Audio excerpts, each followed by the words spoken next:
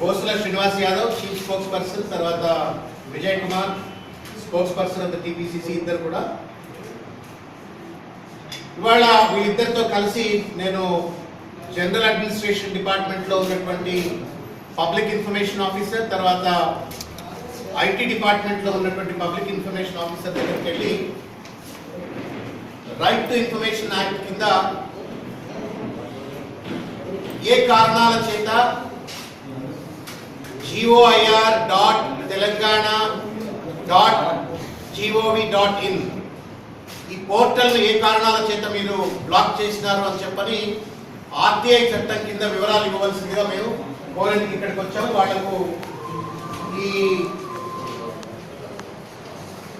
ఈ application forms వాళ్ళిద్దరికి కూడా సబ్మిట్ చేయడం జరిగింది.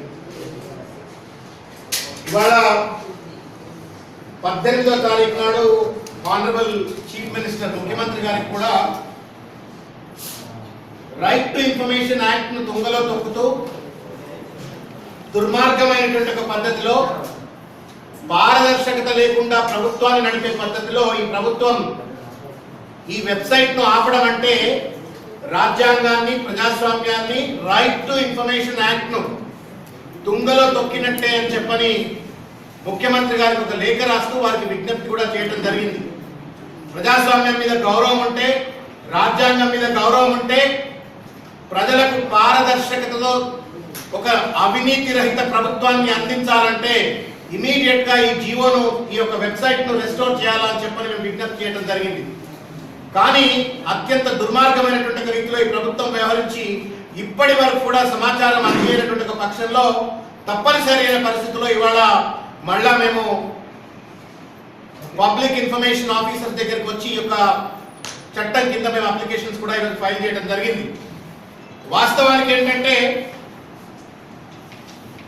ఏ చట్టం ఆధారంగా ఈ యొక్క వెబ్సైట్ ను ఆపారు, ఎవరు ఈ చట్టాన్ని, ఈ యొక్క వెబ్సైట్ ను ఆపమని చెప్పని మీకు ఆర్డర్స్ ఇచ్చినారు, ఆర్డర్ కాపీలు ఇవ్వవలసిందిగా మేము ఆర్టీఐ ద్వారా మేము ఈరోజు ఈ యొక్క పబ్లిక్ ఇన్ఫర్మేషన్ ఆఫీసర్స్ అడగడం జరిగింది. వాస్తవానికి ఇవాళ తెలంగాణ ప్రభుత్వం వచ్చిన తర్వాత అవినీతి రహిత ప్రభుత్వం, పారదర్శకతతో ఉన్నటువంటి ఒక ప్రభుత్వం అందిస్తామని చెప్పని మాటల వరకు మాత్రమే చెప్తా ఉన్నారు. కానీ చేతుల విషయానికి వచ్చినట్టయితే ఎక్కడికక్కడ ఒక కాన్ఫిడెన్షియాలిటీ పేరు మీద జీవోలన్నీ దాచడంతో పాటుగా టెండర్ నామ్స్ అన్ని కూడా మ్యానిపులేట్ చేసేటువంటి రీతిలో ఇప్పటికే దాదాపు ఈ 2 సంవత్సరాల కాలంలో 150 ఎగ్జిక్యూటివ్ ఆర్డర్ల ద్వారా అడ్డమైనటువంటి ఒక పాలసీని పట్టుకొచ్చి ఈరోజు ప్రజలను, ప్రభుత్వాన్ని తప్పుదోవ పట్టించేటువంటి ఒక ప్రయత్నం చేస్తున్నారు. IT department, information technology department లో తీసుకొచ్చిన జీవోలన్నీ కూడా తప్పుడు జీవోలు పట్టుకొచ్చినారు.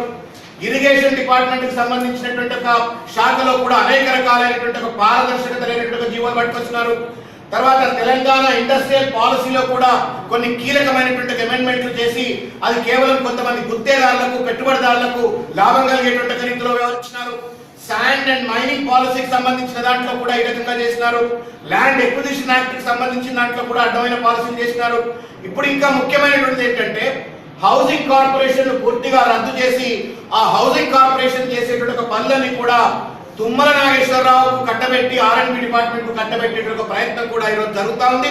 దీనివల్ల పెద్ద ఎత్తున కేంద్రం నుంచి వచ్చేటువంటి నిధులన్నీ కూడా, అంటే నాబార్డ్ నుంచి కావచ్చు, లేకపోతే రూరల్ ఇన్ఫ్రాస్ట్రక్చర్ డెవలప్మెంట్ ఫండ్ నుంచి వచ్చేటువంటి డబ్బులన్నీ కూడా రాకుండా రాష్ట్రం నష్టపోయినా పర్వాలేదు, కానీ ఈరోజు ఈ హౌసింగ్ కార్పొరేషన్ బంద్ చేయాలనే నిర్ణయాలు కూడా తీసుకుంటున్నట్టుగా సమాచారం వస్తా ఉంది.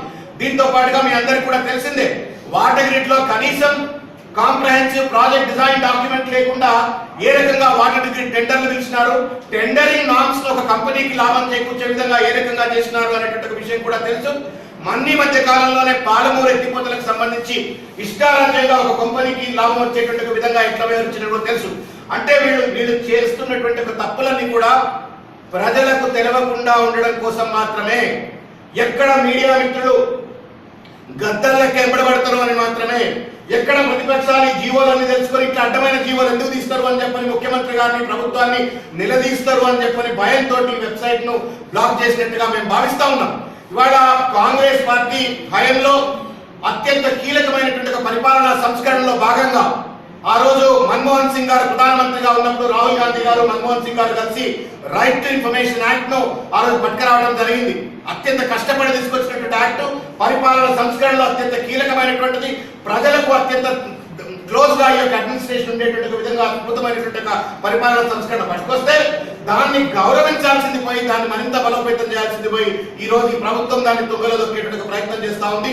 దాన్ని మేము తీవ్రంగా ఖండిస్తా ఉన్నాం. ప్రతి సంవత్సరం కూడా ఈ ఇన్ఫర్మేషన్ కమిషన్ కు ఒక బాధ్యత ఉంటుంది. ఏంటి అంటే కాంగ్రెస్ హయాంలో దాదాపు ప్రతి సంవత్సరం కూడా అన్ని డిపార్ట్మెంట్ లో రైట్ టు ఇన్ఫర్మేషన్ యాక్ట్ కి సంబంధించినటువంటి అంశాలు ఎట్లా అమలు చేయబడింది అని చెప్పని అన్ని కొలెక్ట్ చేసి ప్రతి సంవత్సరం ఒక రిపోర్ట్ తీసుకొచ్చేది. 2 సంవత్సరాలైంది. రిపోర్ట్ సంగతి దేవుడే కదా. ఈ రోజు ఉమ్మడి ఆంధ్రప్రదేశ్ లో ఉన్నటువంటి రకరకాల అంశాలన్నీ కూడా విభజన జరగాలని చెప్పని కోరుకుంటున్నటువంటి పెద్దలు రైట్ టు ఇన్ఫర్మేషన్ యాక్ట్ కింద ఏర్పడేటువంటి ఒక ఇన్ఫర్మేషన్ కమిషన్ మాత్రం విభజన కావాలని చెప్పని మాత్రం కోరుతారు. ఎందుకంటే ఒకవేళ విభజన జరిగినట్టయితే కొత్త చీఫ్ కమిషనర్ వస్తాడు, తర్వాత కమిషనర్స్ వస్తారు. తద్వారా తప్పనిసరిగా ప్రజలు వాళ్ళని ఆశ్రయించి వీళ్ళు చేస్తున్నటువంటి ఒక తప్పుడు జీవోలను ఎక్కడ తిపెడతారు అని చెప్పని ఈ రోజు ఈ అరాచకాలకు పాల్పడతా ఉన్నారు. కాబట్టి మేము ప్రభుత్వాన్ని ఒకటే డిమాండ్ చేయదలుచుకున్నాము. Please don't dilute the constitution. రాజ్యాంగాన్ని తుంగలో తొక్కకండి.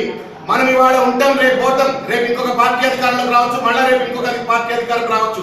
కానీ వ్యవస్థలను, చట్టాన్ని, రాజ్యాంగాన్ని కూల్చేటువంటి హక్కు ఈ ముఖ్యమంత్రి గారికి కానీ టీఆర్ఎస్ ప్రభుత్వానికి కానీ లేదని చెప్పని తెలియజేస్తూ ఎట్టి పరిస్థితుల్లో ఈ యొక్క వెబ్సైట్ ను పునరుద్ధరించాలని చెప్పని రాజ్యాంగబద్ధంగా వచ్చినటువంటి రైట్ టు ఇన్ఫర్మేషన్ యాక్ట్ ను గౌరవిస్తూ ఈ యొక్క వెబ్సైట్ ను మళ్ళా పునర్వ్యవస్థీకృతం చేయాలని చెప్పని విజ్ఞప్తి చేస్తూ ఈరోజు వారికి ఈరోజు పిఐఓ ఇవ్వడం జరిగింది. ప్రభుత్వానికి కూడా మీ ద్వారా మరొకసారి మేము విజ్ఞప్తి చేస్తా ఉన్నాం.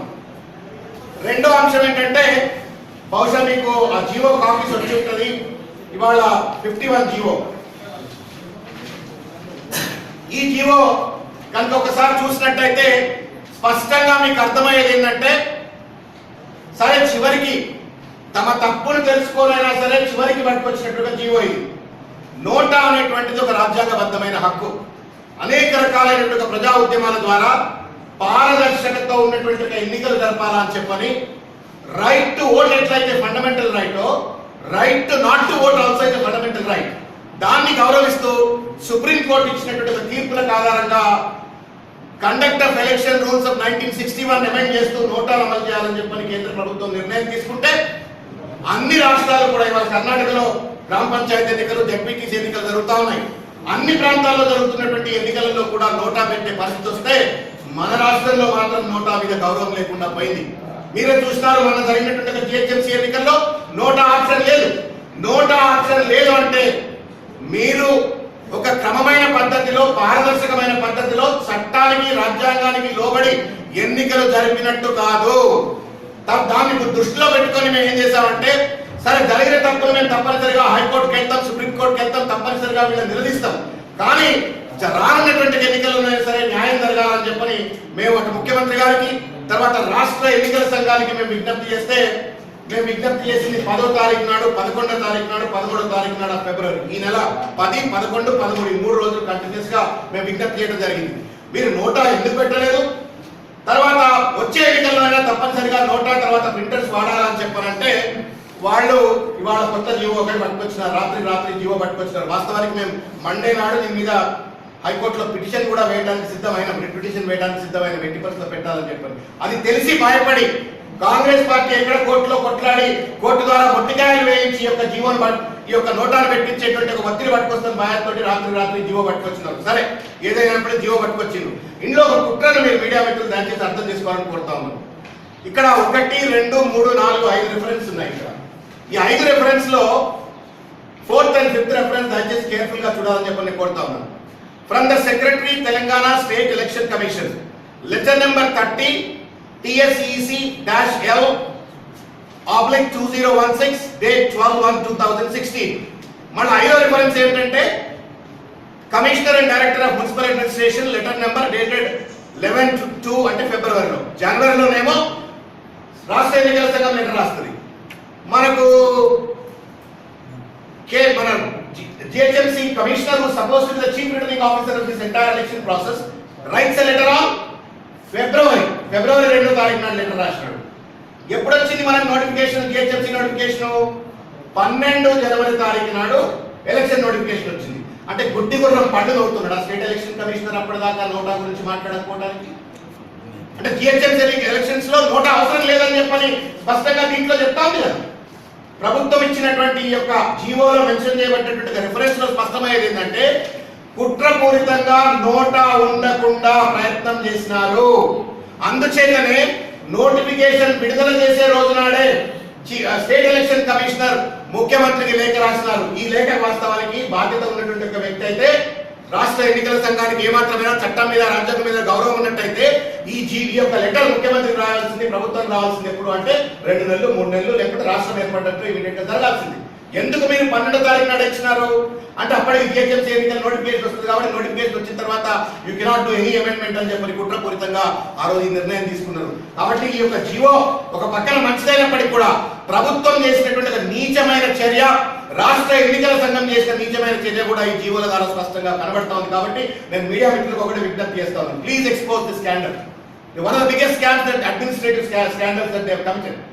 వీళ్ళ చిత్తశుద్ధి ఉన్నట్టయితే జిహెచ్ఎంసీ ఎన్నికలు నోటబెట్టాలి, పౌర హక్కు, దాన్ని వైలేట్ చేసే విధంగా వీళ్ళు ఎందుకు 11వ తారీఖు నాడు 12వ తారీఖు నాడు మాత్రమే జిహెచ్ఎంసీ నోటిఫికేషన్ వచ్చినాడు మాత్రమే ఈ యొక్క లెటర్ ఎందుకు రాసిండ్రు అని చెప్పని మేము ప్రశ్నిస్తా ఉన్నాము. ఇక మున్సిపల్ కమిషనర్ అయితే ఆయన సోయే ఉన్నట్లేదు. ఆయన 11/2 అంటే ఈ నెల ఎన్నికలంతా అయిపోయిన తర్వాత ఈ నెల లేఖ రాసినట్టుగా కనబడతా ఉంది. దీంట్లో స్పష్టంగా చెప్తా ఉన్నాడు ఆ జీవోలో కూడా. Whereas in the circumstances reported by the Secretary Telangana State Election Commission Hyderabad and Commissioner and Director of Municipal Administration Hyderabad in the references 4 and 5 read above, it has been decided to amend Telangana Municipalities Rules 2005 suitably అని చెప్పని. ఈ amendment ఎప్పుడు జరగాల? GHMC ఎన్నికలు రాకముందు జరగాల్సిన amendment. ఇవాళ మేము కాంగ్రెస్ పార్టీ నెత్తి మీద నోరు పెట్టుకొని మొత్తుకోవడం చోటి ఢిల్లీకి వెళ్ళి సిఈసికి రిప్రజెంట్ చేసి తర్వాత ఇక్కడ ఎస్సీసీ దగ్గరికి వెళ్ళి రిప్రజెంట్ చేసి రకరకాల రీతిలో ఒత్తిడి పెట్టిన తర్వాత తప్పనిసరిలో ఈ యొక్క జీవో పట్టుకొచ్చినారు. మళ్ళా కూడా వాళ్ళు చేసిన కుట్రను మాత్రం పప్పులో కాలేసినట్టు బయట పెట్టుకున్నారు. వాళ్ళే బయట పెట్టిన పరిస్థితి ఏర్పడింది. వాటి మీడియా మిత్రులు ఈ ప్రభుత్వం చేస్తున్న ఒక చిల్లర సేకరణను, వెధవ వేషాలను బయట పెట్టాలని చెప్పని దయచేసి ఎక్స్పోజ్ చేయాలని చెప్పని విజ్ఞప్తి చేస్తా ఉన్నాను. ఇది ఈ 2 అంశాలు దయచేసి మేము అనైతికమైనటువంటి రీతిలో ఈ ప్రభుత్వం వ్యవహరిస్తూ ఉంది. తప్పనిసరిగా ఈ అనైతిక చర్యలను ఎండగట్టేటువంటి విధంగా కాంగ్రెస్ పార్టీ తప్పనిసరిగా పోరాటం చేస్తుంది. ఇవాళ మీకు కూడా ఇబ్బంది అవుతా ఉంది. ఒక వెబ్సైట్ కూడా మీకు తెలియదు కాదు. మీ జర్నలిస్టులకు కూడా కనీసం అందుబాటులో లేదు. ఒక చిన్న నోట్ రాద్దామంటే అందుబాటులో లేకుండా వాళ్ళు చేసిన తప్పిదాలను కప్పించుకునే ప్రయత్నం చేస్తా ఉన్నారు. కాబట్టి కనీసం ఈ తప్పిదాలను ఎక్స్పోజ్ చేయాల్సిందిగా విజ్ఞప్తి చేస్తా ఉన్నాము. ధన్యవాదాలు. Thank you.